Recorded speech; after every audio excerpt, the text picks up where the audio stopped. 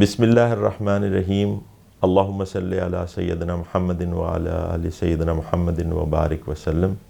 السلام علیکم ورحمۃ اللہ وبرکاتہ۔ ہم ذکر کر رہے ہیں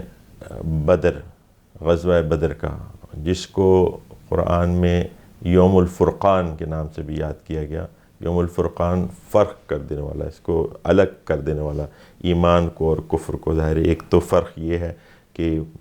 جو لوگ مدینے سے نکلے تھوڑی تعداد میں وہ ایمان والے تھے، اور دوسری طرف کفر کا لشکر تھا، اور ان کے درمیان ایک فرق واضح تھا۔ اور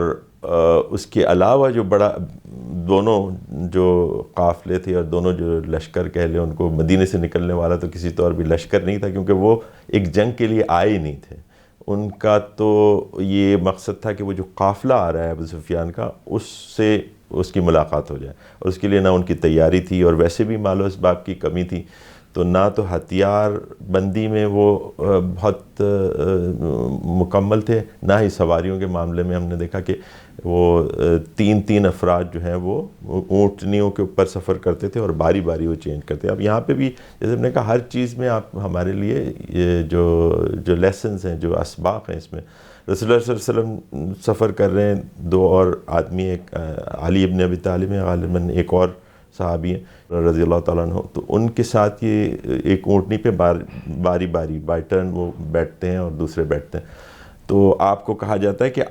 ہم اپنی باری آپ کو دے دیتے ہیں، آپ بیٹھے رہیں اونٹنی پہ۔ تو آپ صلی اللہ علیہ وسلم ان سے کہتے ہیں کہ میں تم سے کسی طریقے سے کمزور نہیں ہوں، مطلب ہی از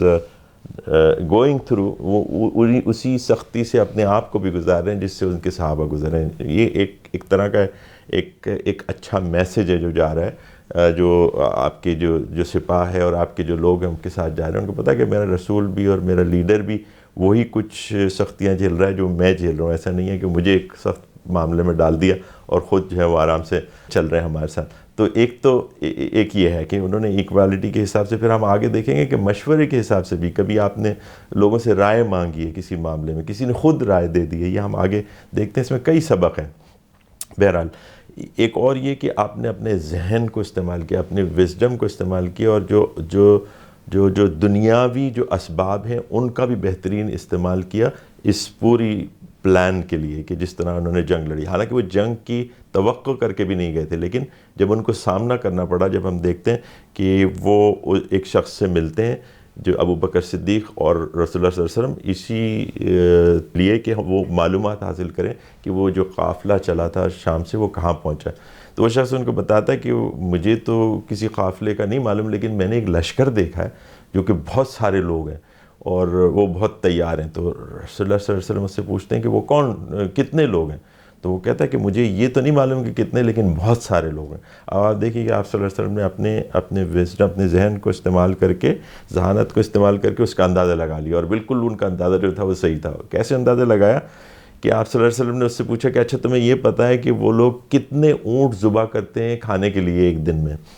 تو اس نے بتایا کہ ایک دن وہ 10 اونٹ ذبح کرتے ہیں، اور دوسرے دن وہ 9 اونٹ ذبح کرتے ہیں۔ تو آپ صلی اللہ علیہ وسلم نے کہا کہ اس کا مطلب ہے کہ ان کی تعداد 900 اور 1000 کے درمیان ہے، اور تعداد بالکل وہی تھی۔ تو یہ دیکھیں کہ یہ بھی اللہ تعالیٰ کی ایک نعمت ہے کہ اللہ تعالیٰ کسی کو سوچنے کی، ڈیسیشن میکنگ کی یہ صلاحیتیں عطا کرے، اور یہ ہر معاملے میں ایک بہت بڑی نعمت ہے، نہ صرف جنگ میں بلکہ امن میں بھی، آپ کی پلاننگ میں، آپ کے معاشرے کی تشکیل میں۔ یہ جو ذہانت کا ہونا ایک اللہ تعالیٰ کی بہت بڑی نعمت ہے، اور اس کی قدر کرنی چاہیے۔ اگر ایک انسان میں موجود ہے یا کسی اور میں موجود ہے، اس کی بھی قدر کرنی چاہیے، کیونکہ اس کی بڑی اہمیت ہے۔ ہم دیکھ رہے ہیں رسول بھی صلی اللہ علیہ وسلم اس کا استعمال کرتے ہوئے، اور وہ تمام جو پلاننگ ہے وہ اس کے حساب سے کرتے ہوئے چلتے ہیں۔ اب یہ ہے کہ وہ لوگ جب وہاں سے نکلے ہیں، اور اس کا ذکر آتا ہے حدیث میں کہ کس طرح ان کا قافلہ چل رہا تھا، گانے بجانے بھی چل رہے تھے ساتھ میں، اور تمام عیاشیاں بھی چل رہی تھیں، اور وہ ہوتے ہوئے وہ آگے بڑھے۔ اور ابو سفیان جو دوسری طرف سے، اس نے یہ اطلاع تو مکے کو بھیج دی تھی، پھر وہ اپنے قافلے کو روٹ چینج کر کے ایک دوسری طرف سے بچا کے وہ نکل گیا۔ اب اس کا ذکر قرآن میں بھی آتا ہے کہ جو مسلمان تھے وہ تو اس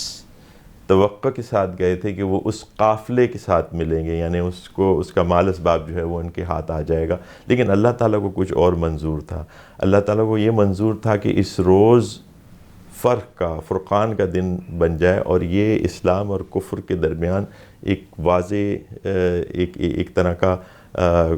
ایک جیت جو مسلمانوں کو اللہ تعالیٰ نے دلانی تھی اس میں، اور ایک ان کا مقام پیدا کر دینا تھا، اس کے لیے یہ سب تیاری چل رہی تھی۔ اور اللہ تعالیٰ کا جو پلان تھا وہ یہ تھا کہ اس بڑے لشکر کو اس چھوٹے لشکر کے ذریعے شکست دے کے، اور ان کی اہمیت اور ان کی جو ایک طرح سے ایک مقام ہے عرب میں، اس کو اسٹیبلش کر دیا جائے، اور اس کے بعد پھر دین کے پھیلنے میں اور جو رکاوٹیں تھیں وہ ظاہر ہے کہ اس کا اللہ تعالیٰ کا مقصد تو اس دین کو لوگوں تک پھیلانا تھا، اور اس کی راہ میں جو رکاوٹیں آئیں ان کو اس نے دور کرنے میں مسلمانوں کی اور آپ صلی اللہ علیہ وسلم کی مدد فرمائی۔ ہم دیکھتے ہیں کہ بدر کی جو اصل مارکہ ہوا اس کے دوران بھی کئی ایسے واقعات ہوتے ہیں کہ جب بہرحال یہ لوگ، یہ لشکر جو ہے ایک دوسرے کے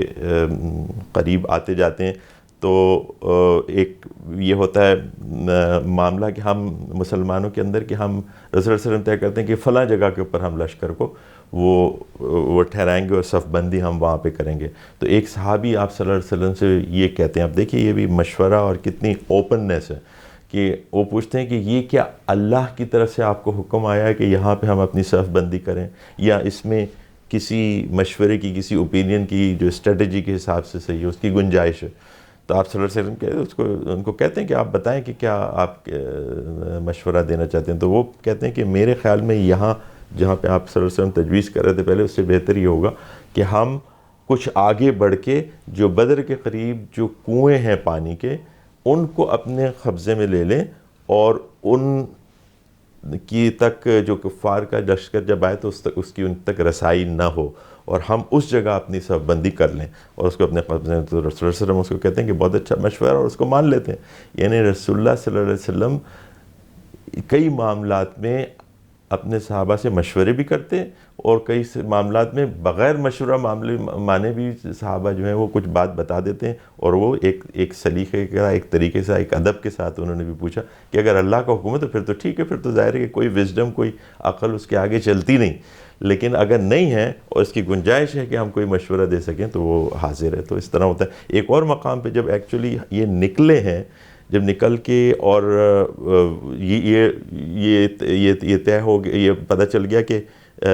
اب مقابلہ جو ہے وہ قافلے سے نہیں ہے بلکہ ایک لشکر کے ساتھ ہے، تو آپ صلی اللہ علیہ وسلم نے مشورہ کیا اپنے صحابہ سے، پوچھا کہ آپ کا کیا خیال ہے کہ ہم ان کا مقابلہ کریں؟ تو ابو بکر صدیق رضی اللہ تعالیٰ نے پہلے تقریر کی، پھر عمر رضی اللہ تعالیٰ نے تقریر کی، لیکن آپ صلی اللہ علیہ وسلم پھر بھی خاموش رہے۔ تو اتنے میں پھر سعد ابن معاذ جو کہ اوس قبیلے کے سردار تھے، وہ اٹھے اور انہوں نے کہا کہ یا رسول اللہ، آپ شاید ہم سے کچھ سننا چاہتے ہیں۔ اور وہ سننے کی وجہ بالکل یہی تھی کہ آپ صلی اللہ علیہ وسلم کا جو معاہدہ ہوا تھا، جو عقبہ کا جو معاہدہ تھا، اس میں یہی تھا نا کہ آپ صلی اللہ علیہ وسلم کو اور مسلمانوں کو یہ پروٹیکشن دیں گے۔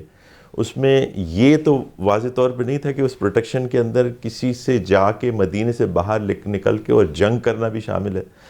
تو اس لیے آپ صلی اللہ علیہ وسلم ان سے یہ سننا چاہ رہے تھے۔ تو آپ صلی اللہ علیہ وسلم کو انہوں نے جواب میں یہ کہا، اپنی تقریر میں سعد ابن معاذ رضی اللہ عنہ نے یہ کہا کہ آپ اگر ہمیں لے کر سمندر میں بھی جانے کو کہیں گے تو ہم آپ کے ساتھ جانے کے لیے تیار ہوں گے، اگر آپ ہمیں یہ کہیں گے کہ عربیہ کے ایک کونے سے دوسرے کونے تک چل رہے ہو تو ہم آپ کے ساتھ جانے کے لیے تیار ہیں۔ فل کمٹمنٹ انہوں نے بتائی۔ اچھا، اب اس میں جو تعداد تھی غالباً 85-87 کے قریب مہاجرین تھے، یہ جو 313 یا 319 افراد تھے، اس میں کوئی 60 کے قریب اوس قبیلے کے لوگ تھے جس کے سردار سعد ابن معاذ رضی اللہ عنہ تھے، اور باقی لوگ جو تھے کوئی 160-170 کے قریب جو تھے وہ خزرج کے لوگ تھے۔ اور اس کی وجہ یہ تھی خزرج کے لوگوں کے زیادہ تعداد میں ہونے کی اور اوس کے کم ہونے کی، وہ یہ تھی کہ